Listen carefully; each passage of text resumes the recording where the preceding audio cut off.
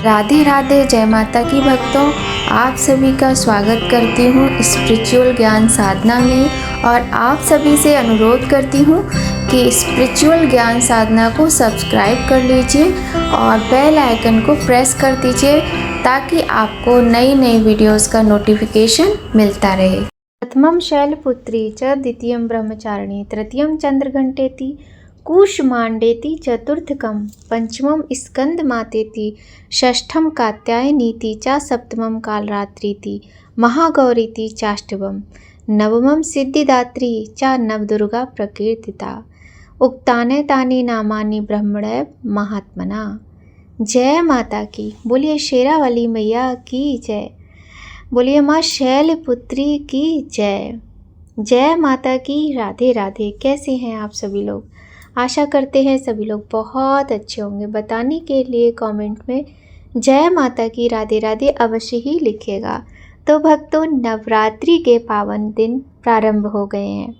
आज प्रथम नवरात्र का उपवास भी आप सभी का पूर्ण हो गया होगा। कल द्वितीय नवरात्र है, माँ ब्रह्मचारिणी का दिन है और ऐसे में हम बहुत ही सुंदर सी आप सभी के लिए कथा लेकर आए हैं जो कि है नवरात्रि की कथा। जी हाँ भक्तों, नवरात्रि की ये बहुत ही पावन कथा है और कथा आप सभी को बहुत अधिक पसंद आएगी और ये हम विश्वास के साथ कह सकते हैं। तो आप सभी से निवेदन है कि कथा को बहुत ही भक्ति भाव के साथ माता का ध्यान करते हुए ध्यान से सुनिएगा। कथा प्रारंभ करने से पहले एक बार भगवान की जयकार कर लेते हैं। बोलिए गणेश भगवान की जय, गौरी शंकर भगवान की जय, लक्ष्मी नारायण भगवान की जय। बोलिए माँ शैलपुत्री की जय। बोलिए नवदुर्गा मैया की जय। कभी कभी हमारे मन में विचार आता है कि ये नवरात्रि के व्रत की क्या कहानी है, इसकी क्या वजह है। बहुत सारे सवाल हमारे मन में हर चीज़ को लेकर आते रहते हैं ना, और बच्चे भी पूछा करते हैं। तो आज ऐसी ही बहुत अच्छी कथा है जो आपके बच्चों को भी पसंद आएगी और आप सभी को भी पसंद आएगी। तो स्वयं भी सुनिए और अपने घर के बड़े बूढ़े बच्चे सभी को सुनवाइएगा। तो चलिए देर ना करते हुए प्रारंभ करते हैं नवरात्रि व्रत की कथा। और कथा प्रारंभ करने से पहले आपसे निवेदन है कि यदि चैनल पर पहली बार आए हैं तो सब्सक्राइब कर लीजिए, बेल आइकन को प्रेस कर दीजिए ताकि आपको महत्वपूर्ण वीडियोस का नोटिफिकेशन समय पर मिलता रहे। तो भक्तों चलिए प्रारंभ करते हैं कथा। और यहाँ मैं आपको एक बात बताऊंगी, चलिए लेकिन लास्ट में बताऊंगी। एक समय बृहस्पति जी ब्रह्मा जी से बोले, हे ब्रह्मन श्रेष्ठ, चैत्र व आश्विन मास के शुक्ल पक्ष में नवरात्रि का व्रत और उत्सव क्यों किया जाता है? इस व्रत का क्या फल है? इसे किस प्रकार करना उचित है? पहले इस व्रत को किसने किया, सो विस्तार से कहिए। बृहस्पति जी का ऐसा प्रश्न सुन ब्रह्मा जी ने कहा, हे बृहस्पति, प्राणियों के हित की इच्छा से तुमने बहुत अच्छा प्रश्न किया है। जो मनुष्य मनोरथ पूर्ण करने वाली दुर्गा, महादेव, सूर्य और नारायण का ध्यान करते हैं वे मनुष्य धन्य हैं। यह नवरात्र व्रत संपूर्ण कामनाओं को पूर्ण करने वाला है। इसके करने से पुत्र की कामना वाले को पुत्र, धन की लालसा वाले को धन, विद्या की चाह रखने वाले को विद्या और सुख की इच्छा रखने वाले को सुख मिलता है। इस व्रत को करने से रोगी मनुष्य का रोग दूर हो जाता है, मनुष्य की संपूर्ण विपत्तियां दूर हो जाती हैं और घर में समृद्धि की वृद्धि होती है। बंध्या को पुत्र प्राप्त होता है, समस्त पापों से छुटकारा मिल जाता है और मनोकामना सिद्ध हो जाती है। जो मनुष्य इस नवरात्र व्रत को नहीं करता वह अनेक दुखों को भोगता है और कष्ट व रोग से पीड़ित हो अंगहीनता को प्राप्त करता है। उसके संतान नहीं होती और वह धन धान्य से रहित हो भूख और प्यास से व्याकुल होकर घूमता फिरता है तथा संज्ञाहीन हो जाता है। जो सधवा स्त्री इस व्रत को नहीं करती वह पति सुख से वंचित हो नाना दुखों को भोगती है। यदि व्रत करने वाला मनुष्य सारे दिन का उपवास न कर सके तो एक समय भोजन करे और 10 दिन बांधवों सहित नवरात्रि की कथा का श्रवण अवश्य करे। हे बृहस्पति, जिसने पहले इस महाव्रत को किया है वह कथा मैं तुम्हें सुनाता हूँ। तुम सावधान होकर सुनो। इस प्रकार ब्रह्मा जी का वचन सुनकर बृहस्पति जी बोले, हे ब्राह्मण, मनुष्यों का कल्याण करने वाले इस व्रत के इतिहास को मेरे लिए कहो, मैं सावधान होकर सुन रहा हूँ। आपकी शरण में आए हुए मुझ पर कृपा करो। ब्रह्मा जी बोले, प्राचीन काल में मनोहर नगर में पीठत नाम का एक अनाथ ब्राह्मण रहता था। वह भगवती दुर्गा का अनन्य भक्त था।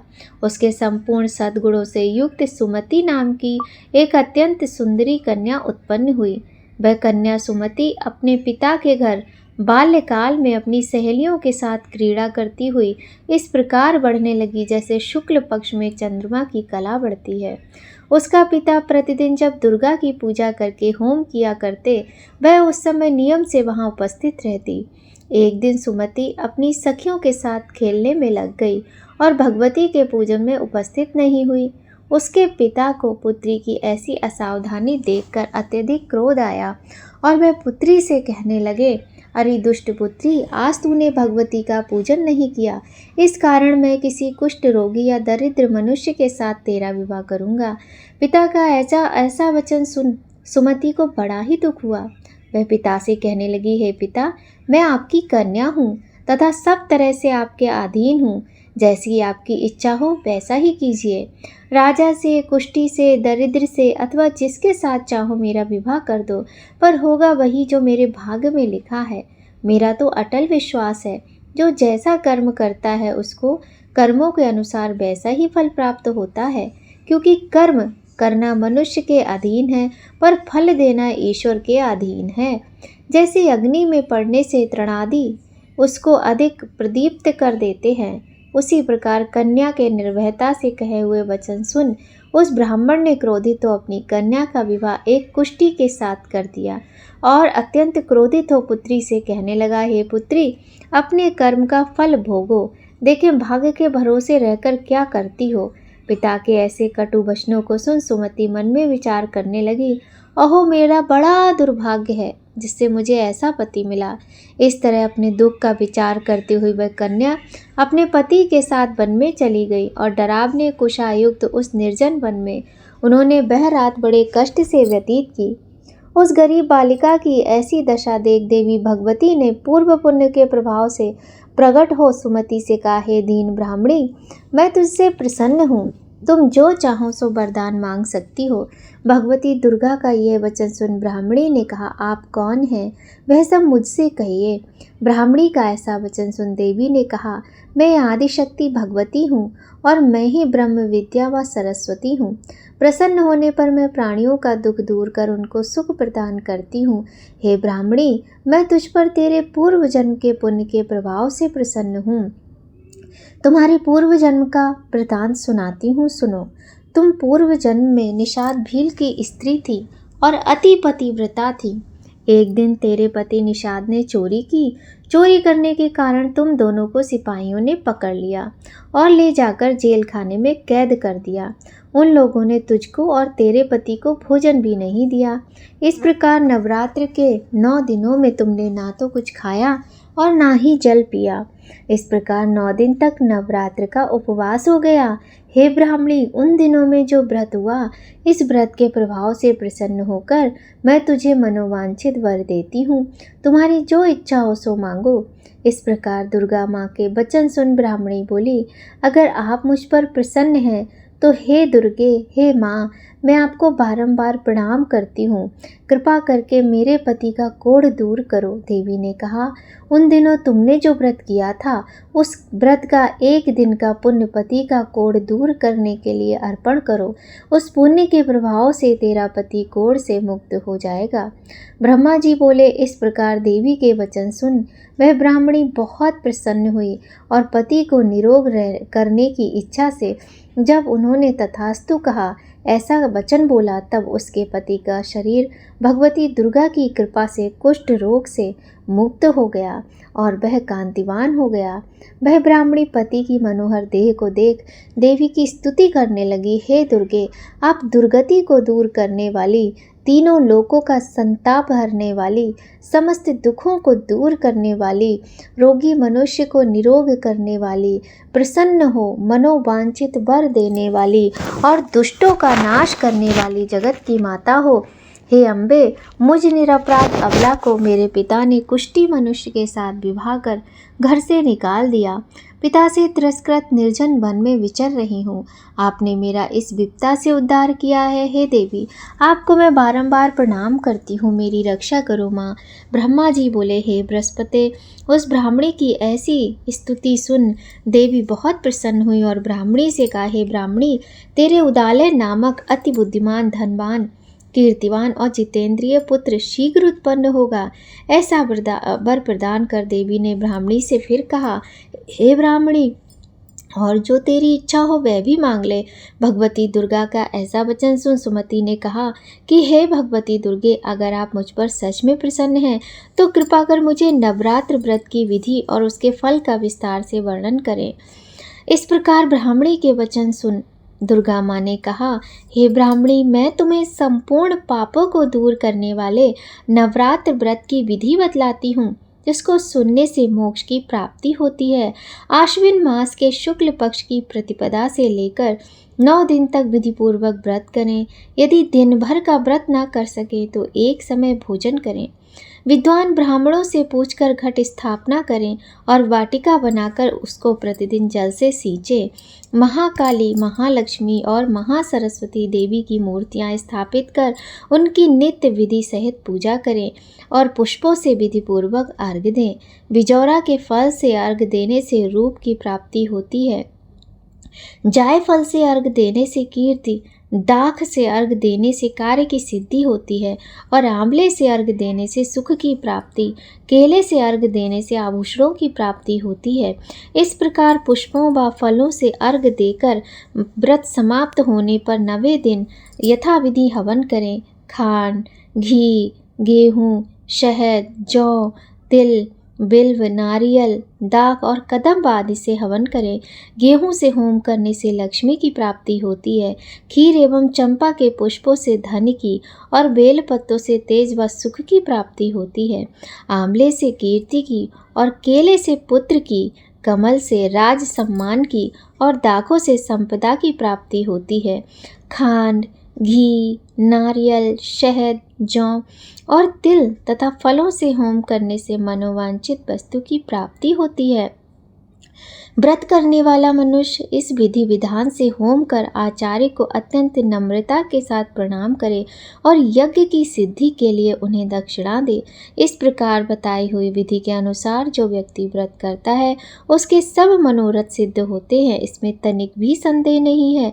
इन 9 दिनों में जो कुछ दान आदि दिया जाता है उसका करोड़ों गुना फल मिलता है।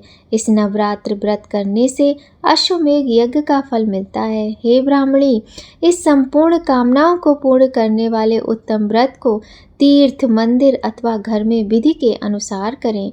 ब्रह्मा जी बोले, हे बृहस्पति, इस प्रकार ब्राह्मणी को व्रत की विधि और फल बताकर देवी अंतर ध्यान हो गई। जो मनुष्य या स्त्री इस व्रत को भक्तिपूर्वक करता है वह इस लोक में सुख प्राप्त कर अंत में दुर्लभ मोक्ष को प्राप्त होता है।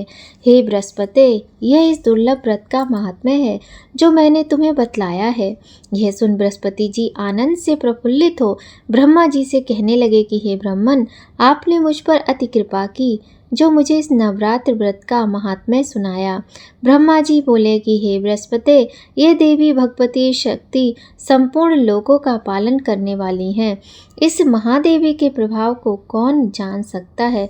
बोलो देवी भगवती माता की जय। बोलो माँ शैलपुत्री की जय। बोलो माँ दुर्गे की जय। तो भक्तों, यहाँ पर माता दुर्गा के नवरात्रि व्रत कथा समाप्त होती है। यदि आपको कथा अच्छी लगे तो लाइक अवश्य करें। और अब हम अपनी वाणी को यहीं पर विराम देते हैं, किंतु आपसे एक बार निवेदन करते हैं कि यदि आप चैनल पर पहली बार आए हैं तो हाथ जोड़कर आपसे प्रार्थना है कि चैनल को सब्सक्राइब कर लीजिए, बेल आइकन को प्रेस कर दीजिए।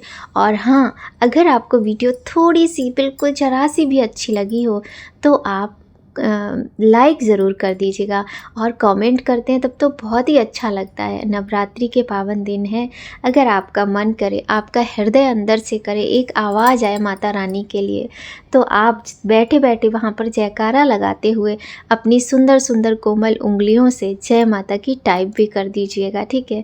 आपका प्यार, सपोर्ट, आशीर्वाद देते रहिए। ये पावन नवरात्रि के दिन चल रहे हैं, अपनी माता रानी की इस भक्त नीलू मिश्रा का साथ दीजिए, आपसे निवेदन है। तो आज की वीडियो का यहीं पर समापन करते हुए आपसे फिर मिलेंगे नई जानकारी, नई कहानी के साथ नया वीडियो में। तब तक सभी लोगों पर माता भगवती की, माँ अम्बे जगदम्बे की कृपा बनी रहे। सभी लोग सुखी रहें, समृद्धिशाली रहें, विद्यावान रहें, आरोग्यता पूर्ण रहें। सभी की माता जगत जननी रक्षा करें। जय माता की। राधे राधे।